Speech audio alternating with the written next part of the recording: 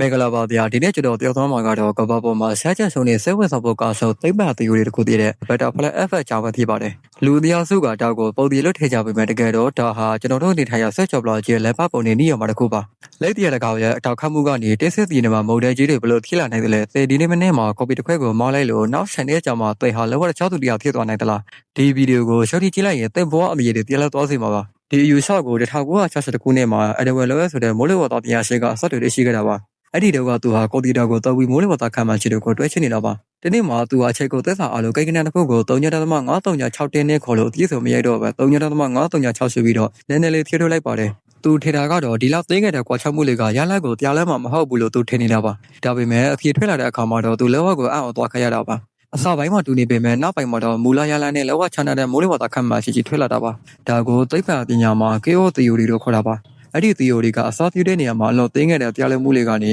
နောက်ဆုံးမှကျူးမတဲ့ကွာခြားချက်ကြီးဖြစ်စေတာပါဥပမာလက်တရားကလေးတကာကဘလာဇီးနိုင်ငံမှာတောက်ခတ်လိုက်တယ်ဆိုပါစို့အဲ့ဒီကနေထွက်လာတဲ့လေလိုက်လေးဟာအလွန်သိငယ်ပါတယ်ဒါပေမဲ့အဲ့ဒီလေလိုက်လေးကနေဘေးကလေထွေးရပူချင်းနေဖြစ်အောင်ကိုနည်းနည်းလေးတရားမှုပေးလိုက်ပါတယ်အဲ့ဒီတရားမှုကနေတောက်ထက်လေးစီကြတစ်ခုနဲ့ပေါဆက်ပါတယ်အဆက်ရလာတာနဲ့ဆိုတဲ့တွေနဲ့ပေါဆက်သွားတဲ့ရစ်ပေါင်တယောက်သာကြာလာတဲ့အခါမှာတော့ဒီသိငယ်တဲ့အစောပြမှုလေးဟာကီလိုမီတာထောင်ချီဝန်းတဲ့နေရာမှာဟာရီကိန်းမိုတယ်ကြီးတစ်ခုဖြစ်လာဖို့တဲ့အဓိကအကြောင်းရင်းဖြစ်သွားနိုင်ပါတယ်ဒါကြောင့်မိုးလေဝသပညာရှင်တွေကနောက်တစ်ပတ်ကျော်တဲ့ရာသီဥတုကိုတိတိကျကျမှခန့်မှန်းနိုင်တာပါ။ဘယ်နေရာမှာဘယ်လိုသိငယ်တဲ့အပြောင်းလဲလေးဖြစ်နေမလဲဆိုတာဘယ်ကွန်ပျူတာမှမတွေ့ချင်နိုင်လို့ပါ။ဒါကိုသမိုင်းဝင်ပြန်တဲ့ခုနှစ်ရှစ်တရပေးမှာပါ။1900ခုနှစ်မှာလူငယ်လေးတယောက်ဘီယင်နာအမှုပညာကျောင်းကိုဝယ်ခွဲပြေးခဲ့တာပါ။ဒါပေမဲ့ဆီယာတွေကသူ့မှာအရေးချင်းမရှိဘူးဆိုပြီးတော့ပယ်ချခဲ့ပါတယ်။အဲ့ဒီလူငယ်လေးဟာအတော်ဟတ်တလာပဲဖြစ်ပါတယ်။အကယ်၍အတော်ဟတ်တလာသာအဲ့ဒီကနေကျောင်းဝယ်ခွဲရောက်ခဲ့မယ်ဆိုရင်သူဟာပဂျီရှီယာတရားဖြစ်သွားမှာဖြစ်ပြီးဒုတိယကမ္ဘာစစ်ကြီးဖြစ်လာမှာမဟုတ်တယ်လို့လူသားပေါင်းများစွာလည်းသိရှုံးမှာမဟုတ်ပါဘူး။နောက်တစ်ခုကတော့နာဂါဆာကီမြို့ကကြမှာပါ1945ခုနှစ်မှာအမေရိကန်ကဒုတိယအင်တာဘုတ်ကိုကိုကူယာဆိုတဲ့မြို့ပေါ်ကိုချဖို့စီစဉ်ခဲ့တာပါ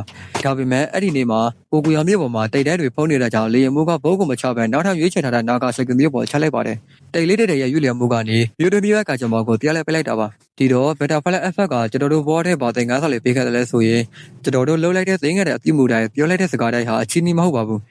ဒီနေ့တစ်စိတ်တရားကိုtiêuပြလိုက်တာဟာသူ့ရဲ့စိတ်ထဲတွင်ပြည့်တဲ့ပေးနေတယ်လို့သူကနေတစ်ချိန်နောက်ထပ်လူပေါင်းများစွာကိုကောက်ကျူးပြုသွားနိုင်ပါတယ်။တရဲ့သိငယ်တဲ့အကျိုးဆောင်မှုတွေဟာဒီနေ့မှာကြီးမားတဲ့အောင်မြင်မှုကြီးဖြစ်လာဖို့တဲ့အခြေခံအုံးသစ်တွေဖြစ်လာနိုင်ပါတယ်။ကျွန်တော်တို့ဟာတရားနဲ့တရားအရာဝတ္ထုတစ်ခုနဲ့တစ်ခုအပြန်အလှန်ရှင်းလင်းနေကြတာပါ။ဒါကြောင့်တရဲ့အတောက်ခတ်မှုလေးတွေကိုဝီယူဆိုင်ဖို့လိုပါတယ်။ဘာလို့လဲဆိုတော့အဲ့ဒီຢာလေးတွေကကဘာကြီးကိုတရားလဲပေးနိုင်လို့ပါ။ကျွန်တော် channel မှာယူပဗေဒကြောင်းတွေ2020ကျသိပ္ပံဆောင်ပါသိန်းတွေကိုအမြဲလိုပါတော့ပြန်ပြီးတော့တင်ဆက်ပေးနေတဲ့ channel တစ်ခုဖြစ်ပါတယ်။ကျွန်တော် channel ကိုသဘောကျရင် like နဲ့ subscribe လုပ်ပြီးဖို့တောင်းဆိုပါလေဗျာအားလုံးပဲနောက်ထပ်ဗီဒီယိုမှာပြန်တွေ့ရအောင်အားလုံးပဲကျေးဇူးတင်ပါတယ်